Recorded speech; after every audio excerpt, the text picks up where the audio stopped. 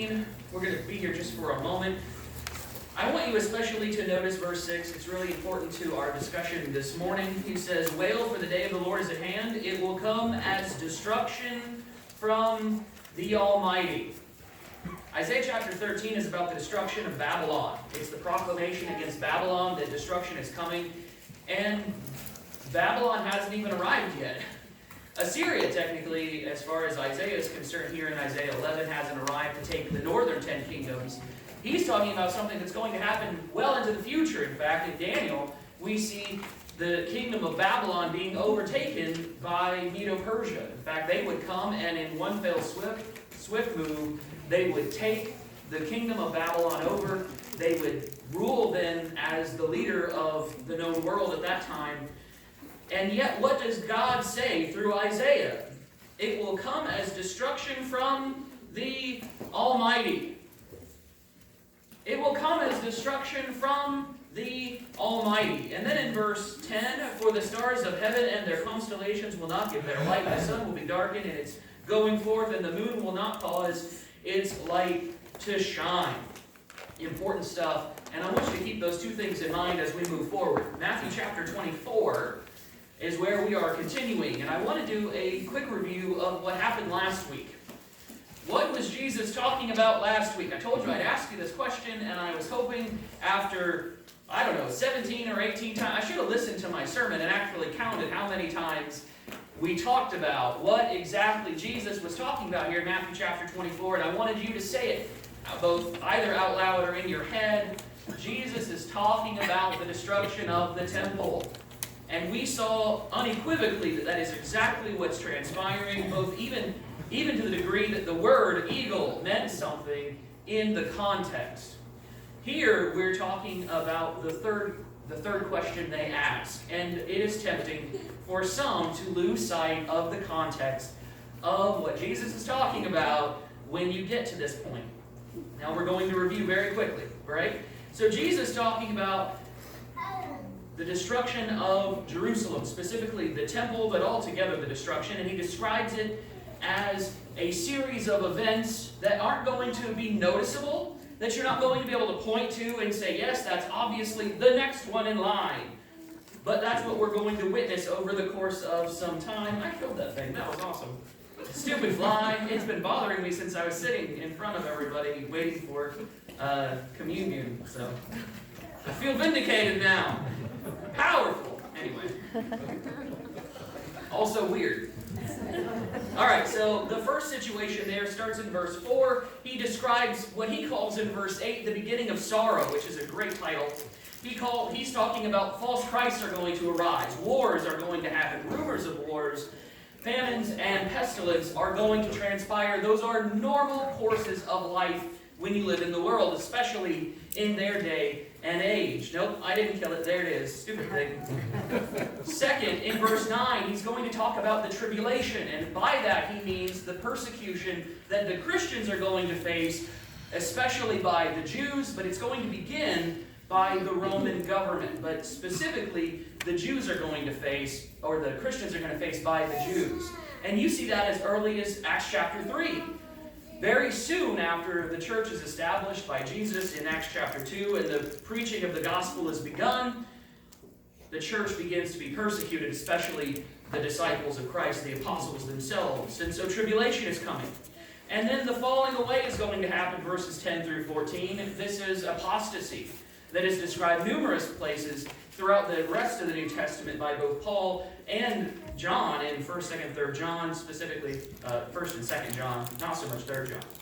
So the falling away will happen. And then in verse 15 and on, he describes the event that will tell the Christians to leave, the abomination of desolation spoken of by Daniel the prophet. When you see it coming, leave. Run for the hills. Get out. Don't stop and go back to the city and get anything.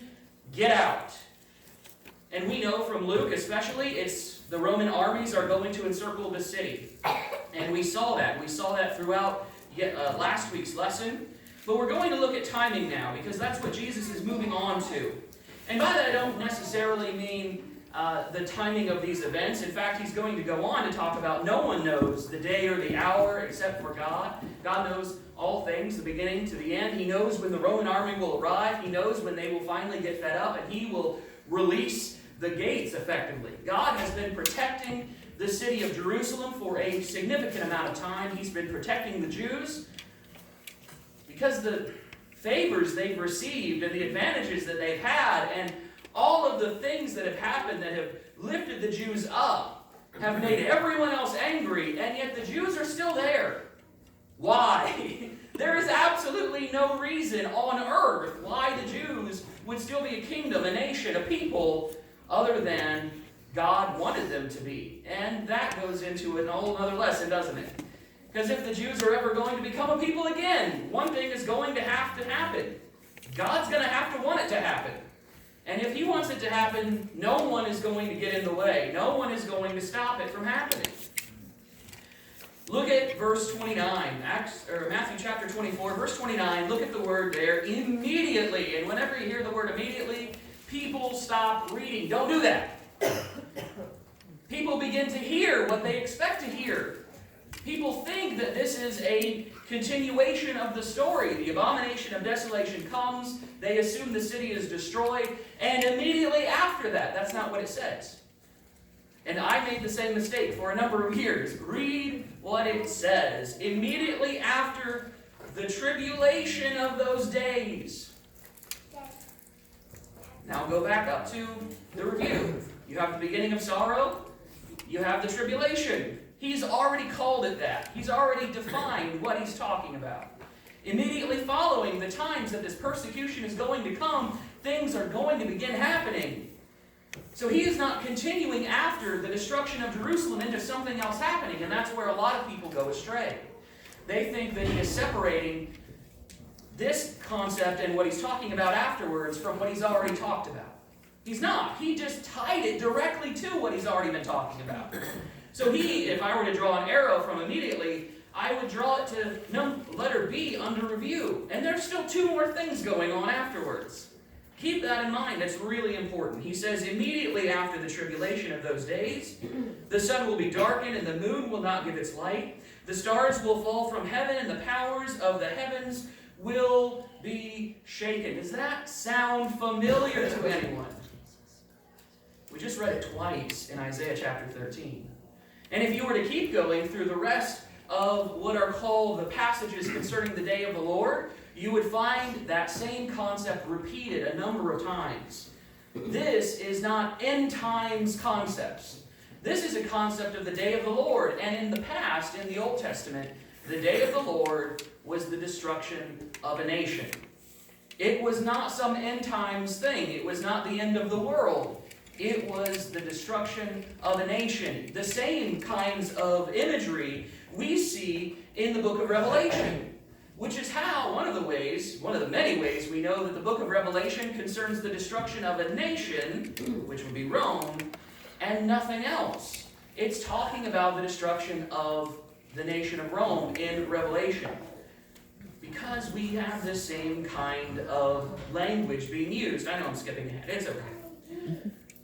It's tempting. It is so tempting to align what the Bible says with what we already believe, or what is interesting, what seems we'd like to conclude about things, but it is important to keep it in context.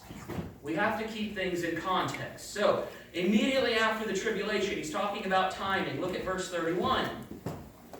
Actually, go to verse 30. We'll go ahead and read it. Then the sign of the Son of Man, which he's already talked about, the Son of Man being the individual that would represent God's judgment, Rome. Rome shows up. That's the sign of the Son of Man. He says, will appear in heaven. And then all the tribes of the earth will mourn, and they will see the Son of Man coming in the clouds of heaven with power and great glory. You remember in Isaiah 13, we read verse 6 again as well? Who was it that was coming to destroy Babylon? Well, you would say physically it was Medo-Persia, but Isaiah 13:6 said that it was God coming. That God was coming to destroy Babylon. This is regular language that is used to talk about God's judgment, regardless of what tool he uses. When he came against the cities of Sodom and Gomorrah, he used fire from heaven. When he brought down judgment upon individuals, sometimes it was with leprosy, sometimes with Nadab and Abihu, it was fire as well, sometimes it was a hole opening up in Korah's instance and all those who followed. But was it a hole that destroyed them, or was it God?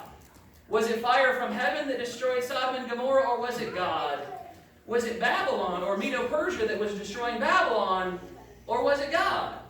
They're one and the same, and they use this kind of language to describe both. And in this case, who is coming in judgment? Jesus.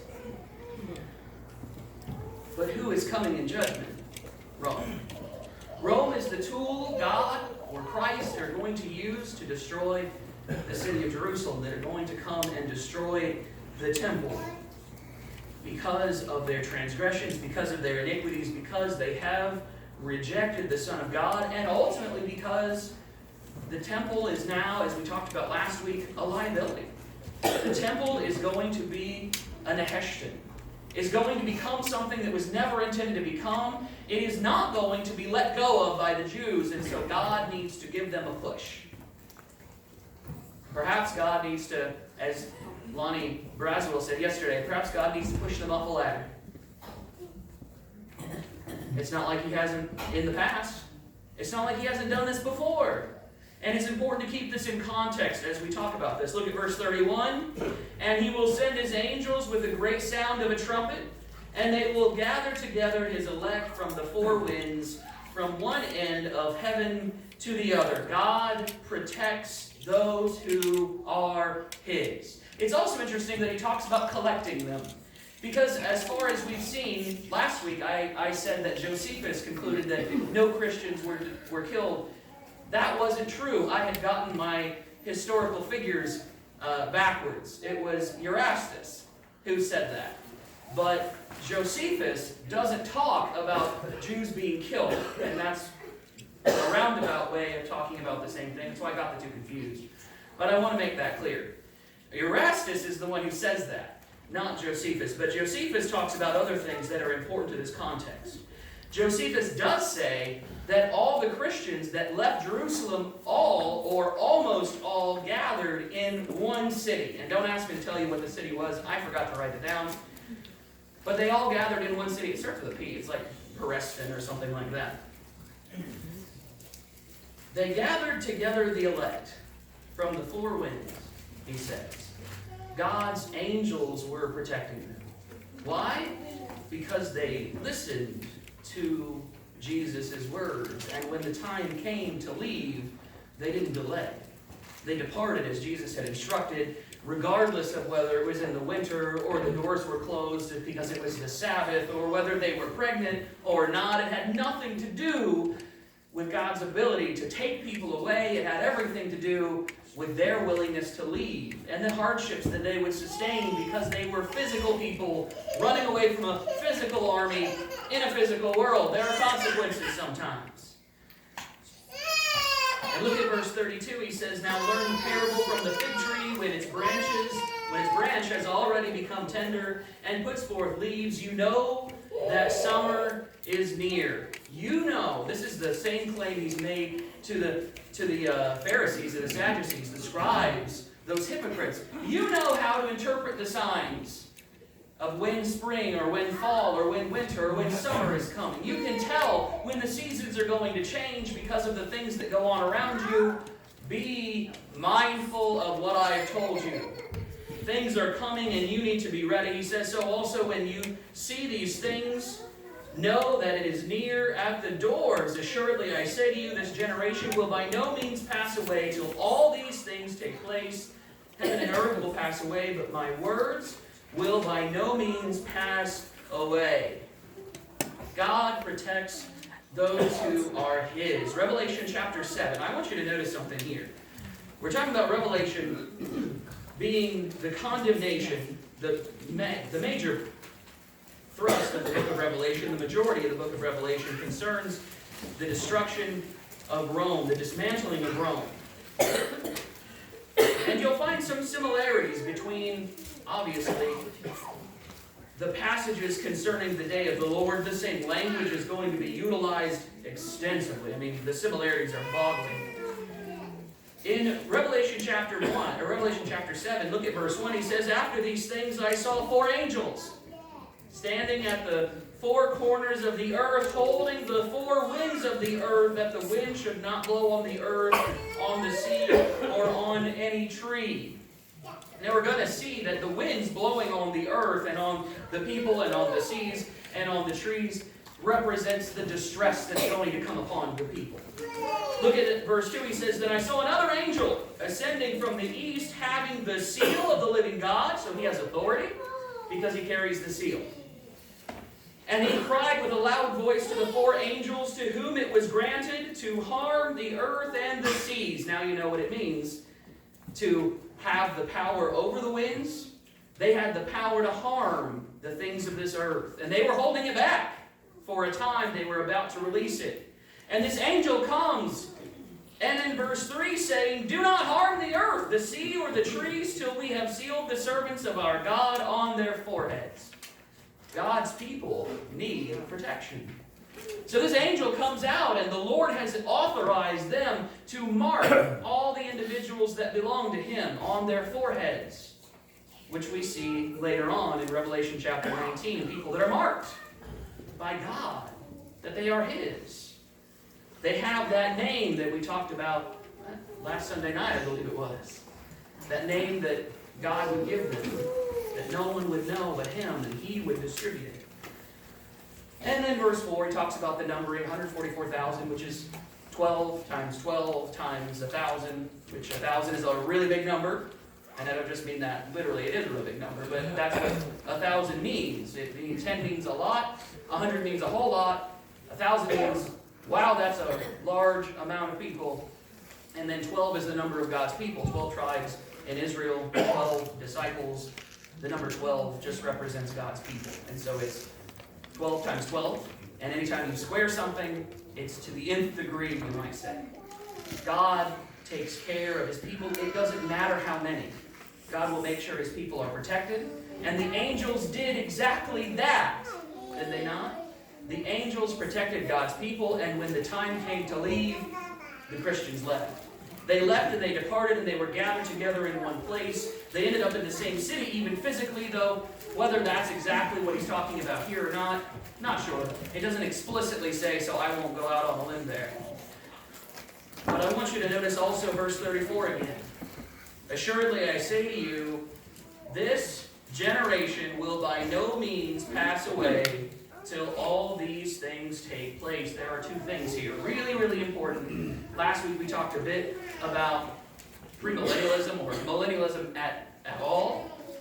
We are amillennialists. Again, that means we don't believe in a millennial kingdom, that Jesus will come and reign from earth for 1,000 years. There is no need. In fact, Jesus himself in John 18 said that his kingdom is not of this earth. That's why the Jews didn't like him. That's why they hated him, and that's why they inevitably killed him. If his kingdom was of the earth, they would have delayed, and he would have said, it's just coming later. And they would have been like, cool, let's help this guy out. But they recognized it didn't have a literal physical kingdom, and they didn't want anything to do with it. The premillennial or millennial world is waiting for this to happen. They're waiting for the rapture, is what they call it. The word rapture isn't intrinsically bad. It just means the taking up. And there will be a taking up. 1 Thessalonians talks about Jesus coming again and taking up those who are dead in Christ first, and then those who are alive will meet him in the air. That's a taking up. But they misuse the concept of rapture and connecting it to a millennial kingdom. There is no need for a millennial kingdom. And if the things that are happening here in Matthew chapter 24 are going to be consistent with Jesus' message, then not only are they waiting now in the 21st century, but so is the generation that existed at that time. Where are these people that have lived for 2,000 years? Where are the people? Because it says, literally Jesus says, all these things will take place within that generation. So one, it's ridiculous. What he's talking about were things that would take place within approximately the next 40 years.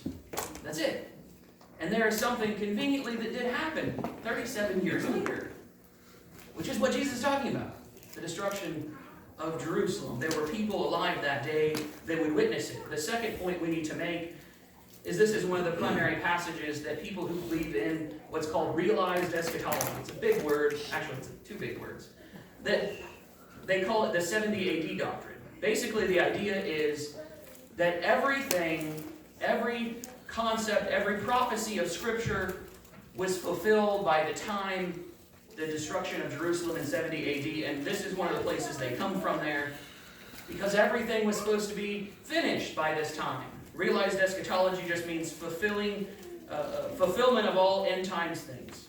They believe that the destruction of Jerusalem fulfilled all end time events, all prophecies concerning anything that was future would be finished in 70 AD when the destruction of Jerusalem. This would include, interestingly enough, the resurrection of the dead, Jesus' second coming, and the final judgment described in Revelation chapter 20. Now there's a problem. The 70 AD doctrine individuals, people who believe it, have to relegate all of these events, all these end time promises, they have to make them metaphorical. Because it's necessary that that be the case, or else how are we still here? Because if everyone, Revelation chapter 20 in verse 4, if everyone small and great, both alive and dead, are taken in and judged and put in their variable places, both heaven and hell ultimately, the lake of fire that burns eternally, how are any of us here? But the people alive in that day, the people even in the days of AD 70, people were still having children, obviously, because we exist. It doesn't make any sense. And the problem is there in verse 34. All these things will take place. What does it not say? Everything will take. It says all these things. It's limiting to the things that Jesus is talking about in this moment, in this passage, about these things. And that's it. That's very specific. That's very conditional. He's not talking about anything that Jesus would ever say or any prophecy that's ever been made. He's saying the things that I'm talking about right here, these things will happen within this generation. That would be, again, here we go again, the destruction of Jerusalem. The destruction of Jerusalem. It is necessary, it is important that we recognize the same issue with premillennialism or postmillennialism or millennialism and this AD 70 doctrine and so many other false teachings. They come from a person convincing you of one small shift in thought. Right? They convince you of a way of looking at a specific passage, and then that specific passage contains everything else that you see in the Scriptures. For instance, Ephesians chapter 2, verses 8 and 9. For by grace you have been saved through faith, not of yourselves, as a gift of God, not of works, lest any should boast. And the denominational world, who believe, most of them, in faith only, that the operation of the Holy Spirit has to be employed, and that there is nothing that you can or need to do in order to be saved besides say the sinner's prayer, which is a work, by the way, or repent, which is also a work. It's something you do. Nothing that you can do has any influence on your salvation. And they get there from here in Ephesians chapter 2, verses 8 and 9. They have put on glasses, and so they see the rest of Scripture this way. And they can't see anything else, because they've been convinced that Ephesians 2, 8 and 9 says something that Ephesians 2, 8 and 9 doesn't say. In fact, it actually includes faith. For by grace you have been saved through faith. It's not your works that finish your salvation. It's not what you do in this life that earns you redemption. That's what Paul's saying. It has nothing to do with faith only. It has everything to do with the combination of grace and faith working together. And when we shift that paradigm, that way of thinking, it taints and compromises everything else we believe. How did this 80-70 doctrine come about? Because an individual had this weird thought and wouldn't let it go, and it tainted everything else he was looking at. How did premillennialism come about? Because people had this thought, it shifted the way they looked at things, and then it compromised every other concept of Scripture along the way. How do they get so fully enveloped in it? That's how. Because Because one little paradigm shift in one specific verse, even oftentimes, is enough to carry them over the edge of infidelity with God's Word. We have to be faithful to God's Word entirely. And we need to understand it in context. If passages don't make sense with one another, we need to figure out why they don't make sense. Not just chalk it up to my verse is bigger than your verse, and so my verse trumps your verse, which is effectively what people do. And I've had many people quote to me Ephesians 2:8-9 exactly that way. Well, what about baptism? What about Peter talking about baptism in Acts chapter 2, verse 38, that baptism leads to salvation, that if they repent and be baptized, that they would receive the remission of sins, that baptism doth now save us? No, Ephesians 2:8-9, and they just quote it over and over again. And they don't conclude, as I try to help them understand, that it's not talking about that. That their concept of that passage specifically is not only wrong, but is tainting everything else they see. And then we need to go back just a bit. Point number 3, as we leave the concept of timing there. Point number 3, verse 3.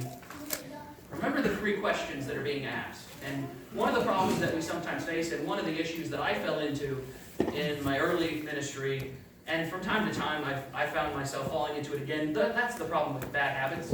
That's the problem with the way you used to think. It's so easy to fall back into it and not even realize you're doing it. Look at verse 3 again. Now as he sat on the Mount of Olives, the disciples came to him privately, saying, "Tell us, when will these things be? And what will be the sign of your coming and of the end of..." And your version is going to have probably a different word. Age or world. The King James Version says world. A number of other translations use the word world. A number of translations use the word age. Which one should it be? Because the two actually are a bit different in concept. What is meant by the concept? Remember to keep things in context. Does it make any sense that the third question is entirely different from the first two? So, Jesus has just talked about, I'm going to blow up the temple, effectively, right? There's not going to be a stone on top of another stone, and they are freaked out by this. They are like, this is crazy, explain, right? And they ask 3 questions, and the first one is, when will these things be? What will be the sign of it happening? And when's the world going to end? That doesn't make any sense. And there are a lot of people, me included, who have taken that route because it's easy, because it's simple, because it seems to make sense, and we've gone the wrong direction with the end of Matthew chapter 24. Does that make any sense? Or rather, instead of the traditional use of the word world there, maybe he means it in the sense of the way the world is right now. The word in Greek is eon. We have that word in English. It's a period of time. We would call it an age. The word world, physically, which is what he would be using if he were talking about the end of the world, like physical existence, is the word cosmos. We also have that word in English, interestingly enough. It means everything, the universe. But it can specifically mean, and in most cases in the New Testament, the word cosmos is used when he's talking about literally the earth, the ground, everything that's here, the animal kingdoms. He's oftentimes talking even about the stars in heaven. He's talking about all of natural existence, all of physical existence.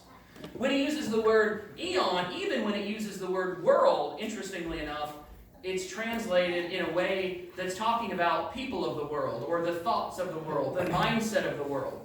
That is to say, you could say the culture. You could say the way people live right now. You could say, just like in Genesis chapter 6, the thoughts and intents of their hearts were on evil continually. That was the way of thinking of that age, of that time period, of the world at that time.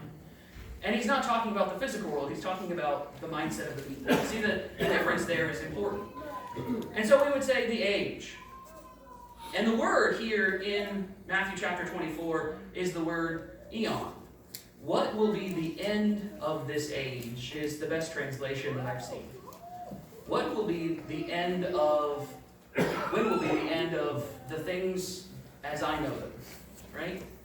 Think about what the disciples were looking at. Jesus had just talked about the destruction of the most important property in all Israel, and they understand, it seems, the significance of that, because they freak out. The destruction of the temple was going to change things. The destruction of the temple, and perhaps they didn't understand the full spectrum of it. But we break up the Old Testament history in what's called pre-exilic, exilic, and post-exilic. The world as the Jews knew it were different in the pre-exilic, that is the exile, before the exile. It was different during the exile, and it was different after the exile. Those were all ages of their existence as Jews. Does that make sense? No, nobody's nodding. Okay. I know what you mean. It's fine. In football, if you watched football 15 years ago, it is very different than it is now. There were a lot harder hits.